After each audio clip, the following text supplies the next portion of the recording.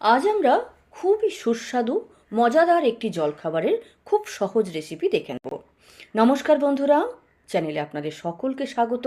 চলুন খুব ঝটপট রেসিপিটা দেখে নেওয়া যাক। তো তার জন্য দেখুন, এখানে আমি পেঁয়াজকে স্লাইস করে নিয়েছি এবং প্রত্যেকটা স্লাইস আমি খুলে নিয়েছি। এবার সেই পেঁয়াজের স্লাইসে আমি বিট নুন, লঙ্কা গুঁড়ো, আমচুর পাউডার এবং চাট মশলা মেশালাম, তাতে কিছুটা ধনেপাতা কুচিও মিশিয়ে নিলাম।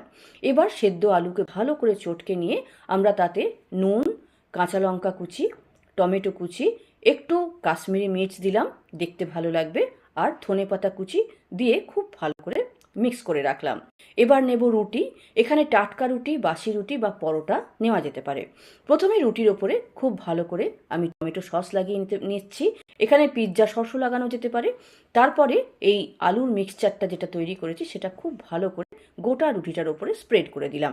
তারপরে আমরা এক সাইড দিয়ে পেঁয়াজ কুচিটা দেবো। পেঁয়াজ কুচিটা কিন্তু পুরোটাতে দেবো না, আর এতে আমরা পছন্দ মতো সবজিও কিন্তু অ্যাড করতে পারি। আমি এখানে গাজর কুচি এবং ধনেপাতা কুচি দিয়েছি, আর তারপরে একটু রোস্টেড বাদাম দিয়ে দিলাম, যাতে এই জলখাবারটার স্বাদ খুবই সুন্দর হয়। তারপরে এইভাবে এই রুটি স্যান্ডউইচকে আমরা ফোল্ড করে নেব। তো প্রথমে রুটি স্যান্ডউইচগুলোকে সমস্ত আমরা বানিয়ে নেব।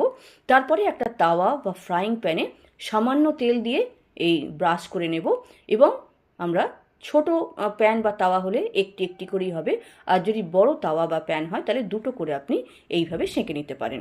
তো আমরা এই রুটি স্যান্ডউইচগুলোকে দু পিঠেই আমরা মুচমুচে করে সুন্দরভাবে সেঁকে নেব। তা আমি এখানে প্রথমে বেশ কয়েকটা রুটি স্যান্ডউইচকে সেঁকে রেডি করে নিয়েছি। তারপরে আমরা এইভাবেও এই স্যান্ডউইচকে পরিবেশন করতে পারি, বা মাঝামাঝি কেটে নিয়েও আমরা পরিবেশন করতে পারি।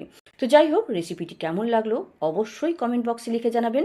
ভালো লাগলে লাইক শেয়ার করবেন, আর এরকম সহজ ভিডিও আরও পেতে চ্যানেলটিকে সাবস্ক্রাইব করে বেল বোতামটা প্রেস করে নেবেন।